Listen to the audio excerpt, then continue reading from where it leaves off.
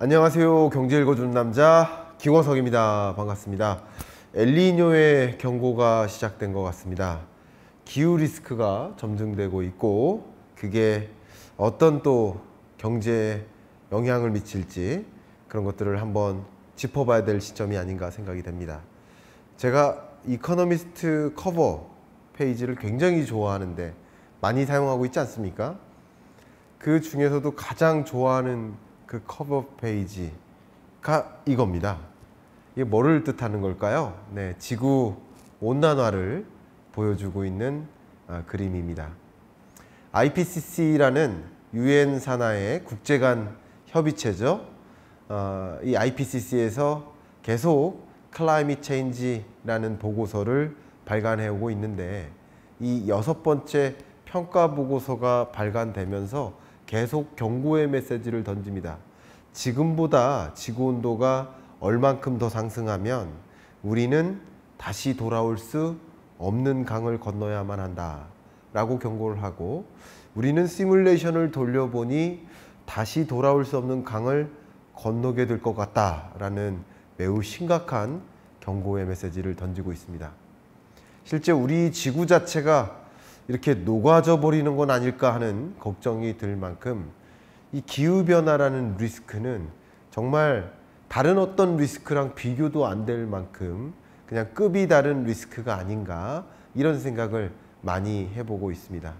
이대로 가다가는 그냥 아무 이미션, 소위 이산화탄소 감축 노력을 하지 않으면 지구 온도는 더 뜨거워져서 우리는 정말 다시는 돌아올 수 없는 강을 건너게 될 텐데, 지금이라도 뭔가 이미션 컷을 해서 이산화탄소 저감 노력을 해서 뭔가 특단의 조치를 취해서 대응을 해서 정말 2도씨 이상 그것을 초과하지 않는 그런 범위 내에서 우리 지구 온도를 관리해야 되는 것은 아닌가 하는 그런 부분에 있어서 세계 경제가, 세계 각국의 정치권에서, 경제권에서, 모든 산업권에서 정말 관심을 집중하고 있는 모습인 것 같습니다. 그래서 제가 얼마 전에 간과할 수 없는 변수 엘니뇨라는 주제로 칼럼을 던졌습니다. 이 칼럼에서 시작하는 그 문장처럼 우리가 소위 귀한 등불이 앞에 있지만 그게 바람 앞에서는 사실 의미가 없을 수도 있어요. 국제기구들이 나름 23년 하반기 24년 경제가 회복될 수 있다라고 전망하고 있지만, 그럼에도 불구하고 기후변화라는 이 기후 리스크 앞에서는 풍전등화가 될 수밖에 없겠다. 어떤 등불도 바람 앞에서는 의미를 찾을 수가 없는 것이지 않을까 하는 생각을 저는 해봅니다. 그러면 이제 본격적으로 이 기후변화 리스크가 어떻게 고조되고 있고 그게 경제에 어떤 식으로 영향을 미칠지 한번 말씀을 드려보고자 합니다. 제가 많이 집중하고 있는 여러 보고서 중에 월드 이코노믹 포럼, 세계 경제 포럼이라고 표현해 볼까요? 이곳에서 매년 세계 글로벌 리스크 보고서를 발간하고 있습니다. 그렇게 탑 10의 글로벌 리스크를 이미 선정했는데 이 10개의 탑 10 리스크 중에 초록색이 6개입니다. 이 초록색이 바로 기후변화, 환경과 관련된 리스크예요. 그리고 상위 5대 리스크로만 축약하면 그 중에 4개가 환경 관련 리스크고요. 특히 1, 2, 3, 4위에 해당되는 글로벌 리스크가 다 환경 관련 리스크입니다. 우리가 지구온난화, 기후변화에 대응하는 것에 실패할 경우 우리는 정말 상상을 초과하는 정말 큰 위협에 놓일 수 있다는 것을 정말 여러 국제기구들이 경고의 메시지를 던지고 있다.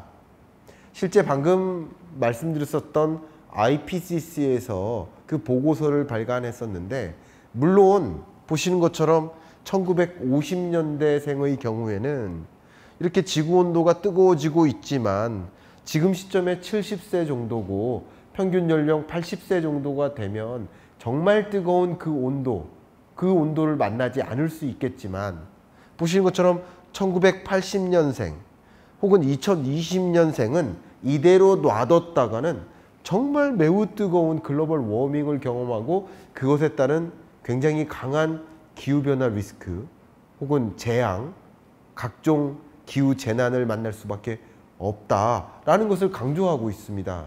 그래서 미래 세대를 위해서라도 우리는 지금 기후변화에 대응을 해야 된다라는 메시지를 지속적으로 전달하고 있는 그 근거가 되는 것이죠. 자, 그러면 이 기후변화라는 것이 구조적으로 굉장히 중요한 문제, 중요한 숙제로 작용되고 있는 지금에 제가 지금 말씀드렸던 엘니뇨는 도대체 무엇이냐, 라니냐는 도대체 무엇이냐, 그 엘니뇨라는 것이 하나의 경고가 될 것 같은데 그 엘니뇨는 어떤 그동안의 역사가 있고 그게 경제적으로는 어떤 영향이 있는지를 한번 하나하나 여러분께 풀어나갈 필요가 있지 않을까 생각합니다.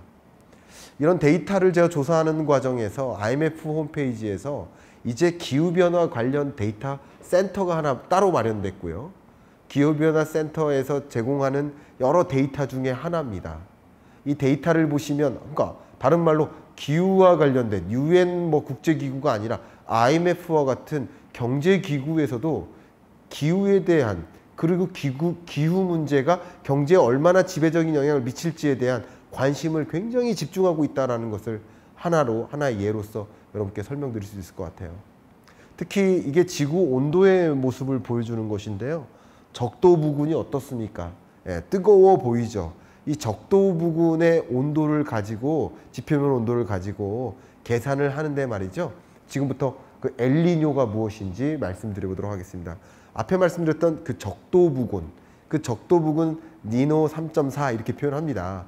제가 과학적으로, 공학적으로는 잘 모릅니다. 그러나 기본적인 개념만 여러분께 전달해 드리고 그게 어떤 경제적 영향이 있는지를 말씀 집중해서 드리도록 하겠습니다. 어쨌든 그 부근의 온도가 정상 구간을 이제 0이라고 볼게요. 근데 그 정상 구간으로부터 0.5도씨 이상 상승하면 그제는 뭡니까? 엘니뇨. 근데 마이너스 0.5에서 0.5 사이는 엔소 중립 정상 구간이라고 볼 수 있고요. 그 0.5 구간을 상회하면 그때부터 뭐예요? 상회하면 평년 대비 상회하면 그때부터는 엘니뇨 구간이라고 볼 수 있는 것이죠. 그리고 마이너스 0.5를 밑돌면 반대로 라니냐라고 볼 수 있는 것이죠. 그렇게 생각해 보시면 도움이 되겠고요. 엘니뇨는 요즘 들어서는 홍수, 가뭄, 폭설, 여러 가지 기상 재난들, 그런 것들을 한꺼번에 통칭해서 엘니뇨라고 이렇게 표현하기도 합니다. 어쨌든 그게 바로 엘니뇨다. 그러니까 엘니뇨 현상은 지구가 뜨거워지는 것인데 특히 적도 부근의 해수면 온도를 기준으로 해서 0.5도씨 이상 정상 구간에서 벗어나기 시작하면, 그게 상당 기간 지속되면 그건 엘니뇨다라고 이렇게 정의를 한다는 것이죠. 근데 그동안에 엘니뇨가 도대체 어떤 영향을 미치길래 엘니뇨가 경제적으로 리스크가 있을까를 생각을 해봐야 될 텐데요. 먼저 기후적 리스크를 살펴보도록 하겠습니다. 그 기후적 리스크는 어떤 것들이 있는지 말씀을 드리고요. 특히 이 NOAA, 미국 해양대기청 이렇게 해석해 볼 수 있을 것 같은데요. 이 NOAA에서 이번에 뭐라고 표현을 했었냐면 23년 하반기에 어쩌면 엘니뇨가 올 가능성은 90%고 생각보다 강한 엘니뇨가 올 수 있다라고 표현하고 있는데, 정말 그 엘니뇨가 온다면 우리 경제에 어떤 영향이 있고 또 기후적인 리스크는 어떤 것들을 가져올지를 하나하나 살펴볼 필요가 있지 않을까 의견을 드리고 싶은데요. 먼저 엘니뇨가 가져올 기후적 리스크 어떤 것들이 있는지 한번 살펴보고 그게 경제적으로는 어떤 의미가 있는지 또 말씀드려 볼 수 있도록 하겠습니다. 최근 들어서 말 그대로 엘니뇨 현상이 여러 번 찾아왔어요. 보신 것처럼 주기적으로 찾아오죠. 주기적으로 찾아오지만 특히 강했던 엘니뇨, 주로 2도씨 이상 상승했던 지점을 가리키는 것 같습니다. 82, 83년도, 또 97, 98년도, 15, 16년도 이 세 번에 걸쳐서는 특별히 메이저라는 표현을 앞에 수식어를 붙이죠. 강한 엘니뇨가 찾아왔었던 그런 구간입니다. 이런 구간 보시는 것처럼 역대 엘니뇨가 발생했었던 사례들인데 그 엘니뇨 중에서도 1982, 83 very strong, 그죠? 97, 98 very strong. 그리고 2014, 16년 또 very strong. 이런 very strong한 기간, 주로 SST가 바로 지표면 온도인데요. 그 적도 부근의 지표면 온도가 2도씨 이상 상승하는 구간을 가리킵니다. 이런 강한 엘니뇨가 찾아왔었던 구간들을 생각해 보면 그때그때 어떤 기후적 리스크를 가져왔는지를 이미 우리가 역사적으로 확인할 수 있거든요. 그 역사 중에 특히 근래 찾아왔었던 2014, 16년 엘니뇨, 그때 어떤 기상재난을 몰고 왔었는지를 살펴보면 답이 나올 것 같아요. 하나하나 보겠습니다. 동남아 인도 쪽 한번 생각해 보면 태국에 최악의 가뭄이 왔었습니다. 베트남 같은 경우 200만 명이 물 부족 위기에 처했었고요. 필리핀 같은 경우 전체 인구의 42%가 가뭄의 영향을 받았습니다. 인도도 역시 심각한 가뭄에 처해 있었죠. 인도네시아도 가뭄으로 2015년 9월에 초대형 산불이 발생해서 한 달 이상 지속되는 그런 어려운 경험을 했었습니다. 호주 같은 경우도 역대 세 번째로 극심한 봄 가뭄을 만났었고요. 캐나다 같은 경우도 대형 산불이 발생했었고요. 또 영국 같은 경우도 겨울 중에 기록적인 폭우가 발생해서 정말 많은 홍수를 경험하기도 했고요. 라틴 아메리카 지역, 베네수엘라 같은 경우는 가뭄, 또 우루과이나 브라질, 남부 브라질 남부, 또 파라과이 이런 지역 폭우가 쏟아졌었고, 브라질에서는 정말 강한 고온 현상, 또 심각한 가뭄 현상 이런 게 동반하면서 엄청나게 어려운 국면을 만났었습니다. 미국 같은 경우도 2016년에 기억하십니까? 가뭄, 산불, 홍수, 대형 폭풍 이런 15차례에 걸친 기상재난들이 발생했었습니다.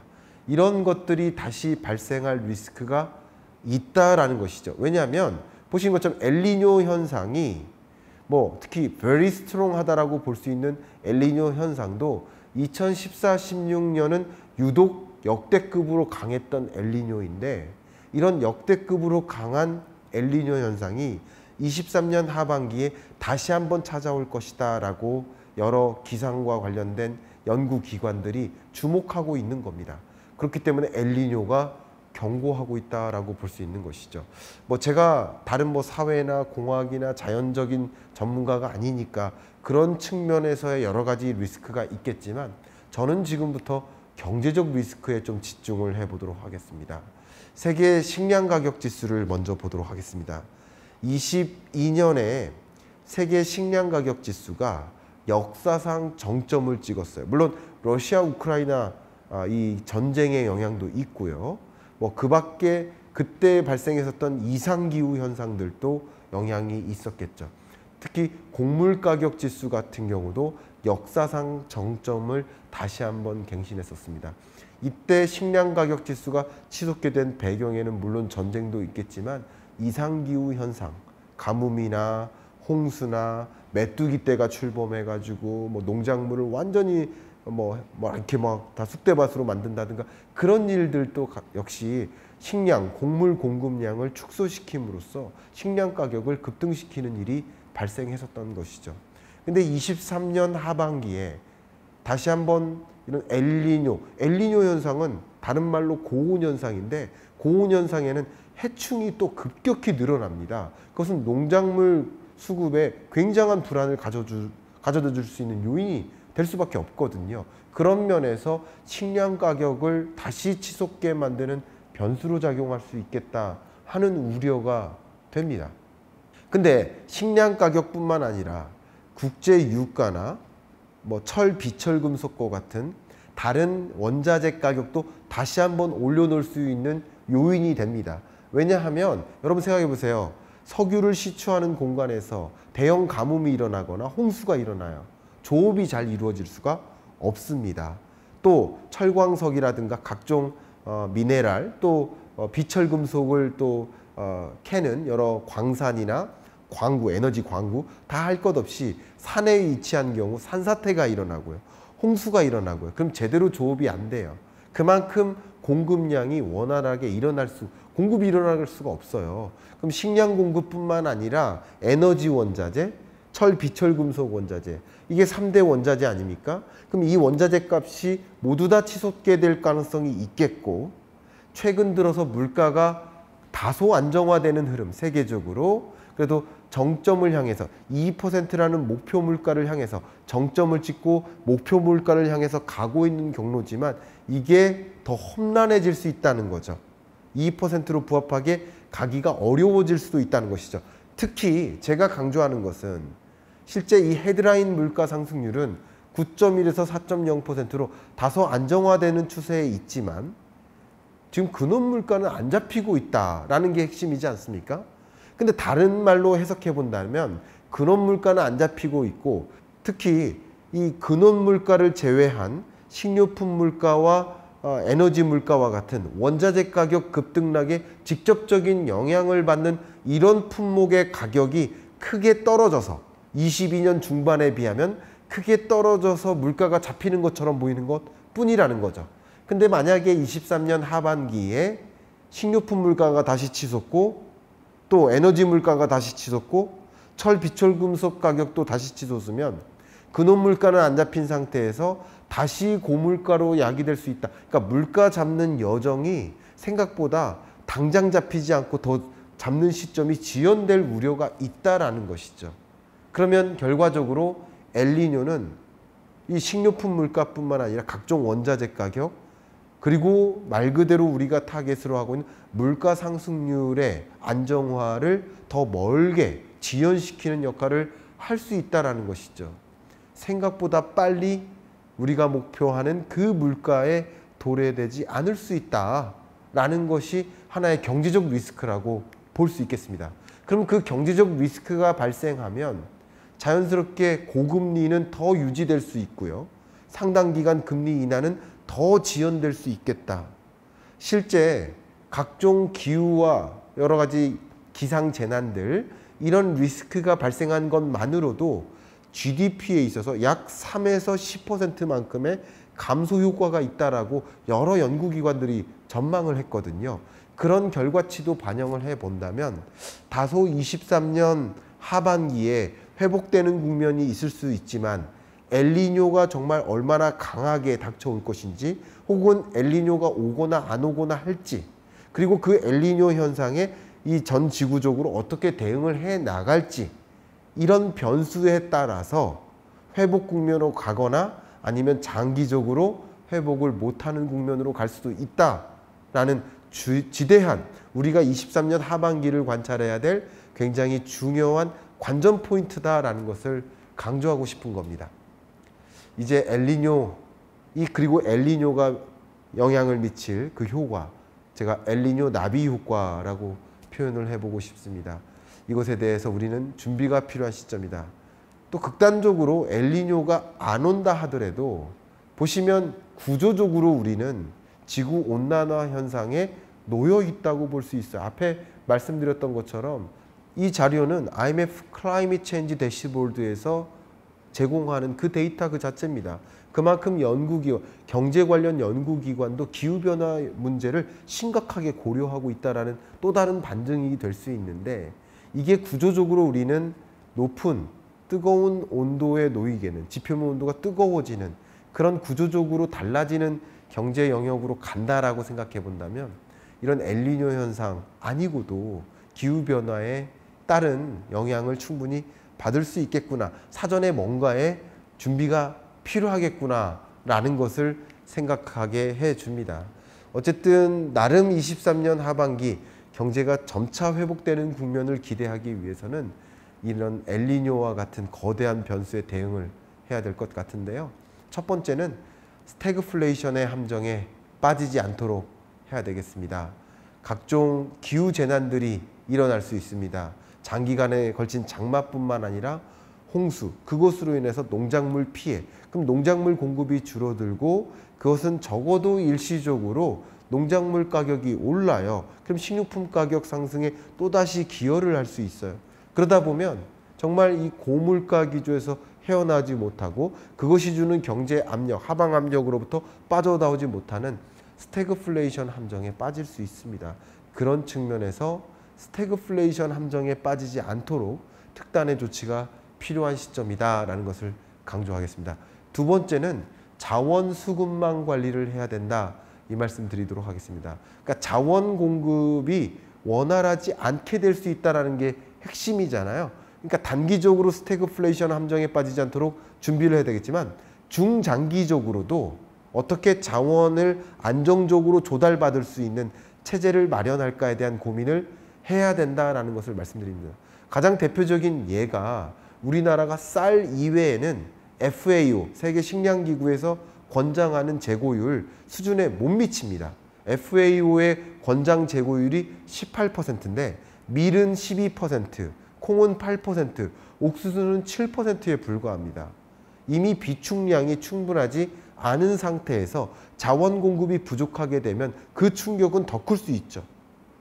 기후재앙이 온다 하더라도 어떻게 대응하는가에 따라서 또 다를 수 있다는 것을 제가 강조하고자 하는 것입니다. 마지막으로 중장기적인 관점에서도 자원개발 사업을 추진해야 됩니다.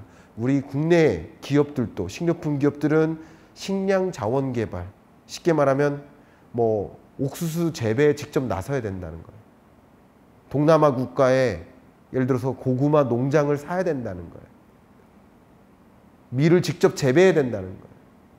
포스코와 같은 현대제철과 같은 자원기업은 광구를 사고 광산을 사야 된다는 거예요. 직접 자원개발에 나서야 된다는 거예요. 우리의 영토는 제한적이지만 자원의 영토는 제한적일 필요가 없는 겁니다. 중장기적인 관점에서 자원개발 사업에 뛰어들어야 된다. 그리고 그게 고부가가치 산업이 될 수 있고요. 국가 경쟁력이 될 수 있고요. 역시 그런 점에서 정부는 다른 지원보다 그런 부분, 기업들이 해외 자원개발 사업에 뛰어들 수 있도록 그런 부분을 추진할 수 있도록 지원을 해주는 것.